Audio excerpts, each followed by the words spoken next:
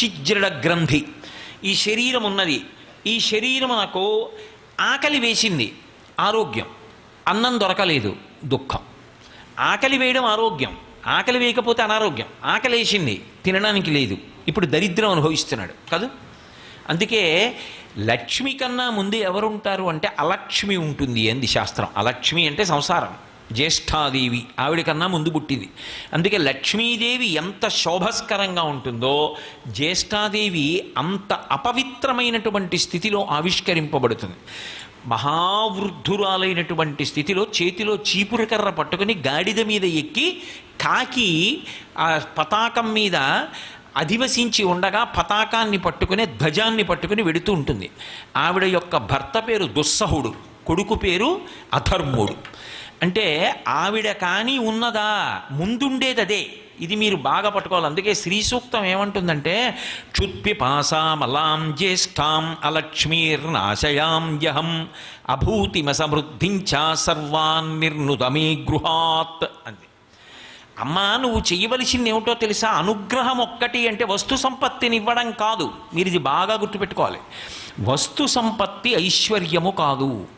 మీరు అనుభవిస్తేనే, అనుభవించగలిగితేనే లక్ష్మి. ఇంట్లో ఏసీ ఉంది, వేసుకుంటే పడిశం పడుతుంది, ఎందుకు పనికి వస్తుంది? విసురుకుంటూ వీధిలో పడుకోవాలి. ఇంట్లో కావలసినన్ని పళ్ళు ఉన్నాయి, తింటే షుగర్ లెవెల్ పెరుగుతుంది, ఎందుకు పనికి వచ్చే పళ్ళు?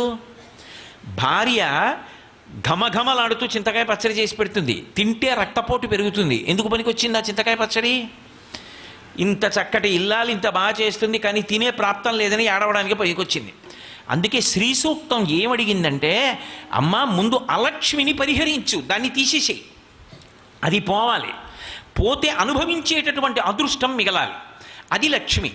అలక్ష్మి తొలగి లక్ష్మి రావాలి. అందుకే ఏది కావాలి అంటే అలక్ష్మి ఉన్నది. క్షుత్పిపాసామలాం జ్యేష్ఠాం అలక్ష్మీర్నాశయాం యహం. నా కొరకు నువ్వేం చెయ్యాలి అంటే, అలక్ష్మి జ్యేష్ఠాదేవి ఎక్కడ ఉన్నదో నీకన్నా ముందు పుట్టినది, ఆవిడ ఉన్న చోట క్షుత్ అంటే ఆకలి, పిపాస దాహం, ఇవి మలం అంటే మలినమైనటువంటి గుణములు. ఇవి మనిషికి విపరీతమైన బాధ కల్పిస్తాయి. బాధ కల్పిస్తాయన్న మాటని మీరు ఒక్కలా కేవలం శరీర సంబంధంగా అర్థం చేసుకోకూడదు. ధర్మము పతనమైపోతుంది, అది అక్కడ పెద్ద ఇబ్బంది. తిరుక్కురళ్ళలో మహానుభావుడు ఆయన చెప్పినట్లుగా అసలు ఎక్కడైతే ఆకలి, ఎక్కడైతే దాహము విపరీతమైపోతాయో ఉత్తర క్షణం ఏది పోతుంది అంటే ధర్మం పోతుంది. విపరీతమైన ఆకలితో ఉన్నాడు ఒకడు, వాడికి ఏమీ దొరకలేదు, ఇక ప్రాణం పోయేటట్టుంది, వాడు ఓర్చడు. వాడు ఏం చేస్తాడో తెలుసా? ఎవరింట్లోనైనా దూరైనా సరే తినేస్తాడు.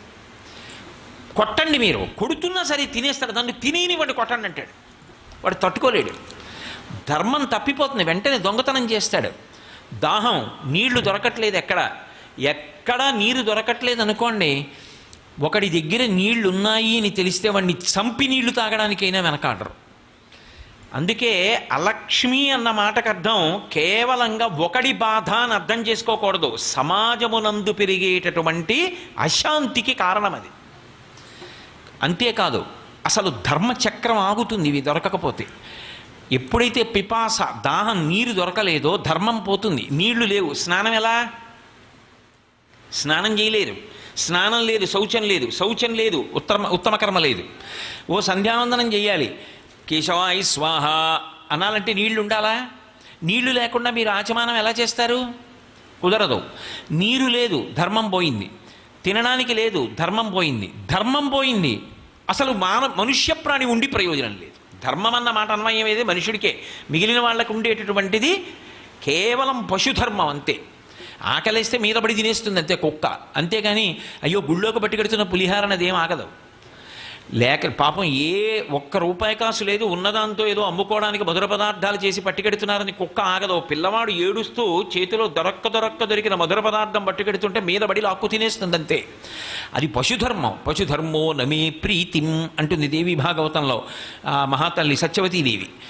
అలా ధర్మము లుప్తం ఎప్పుడైపోతుందంటే లక్ష్మి తొలగి అలక్ష్మి ప్రబలిపోతే. అందుకని శ్రీ సూక్తంలో ఏమని ప్రార్థన చేస్తారంటే, అమ్మ సృష్టి యందు వికసనం ఉన్నది, సృష్టి యందు సుఖమనుభవించడానికే నువ్వు ఇన్నిటిని ఉంచావు. బ్రహ్మాండమనందు సుఖస్థానముల నుంచి పిండాండమనందు జ్ఞానేంద్రియములు ఉంచింది ఆవిడ. సర్వం శ్రీ ఉమామహేశ్వర పరబ్రహ్మార్పణమస్తు. స్వస్తి.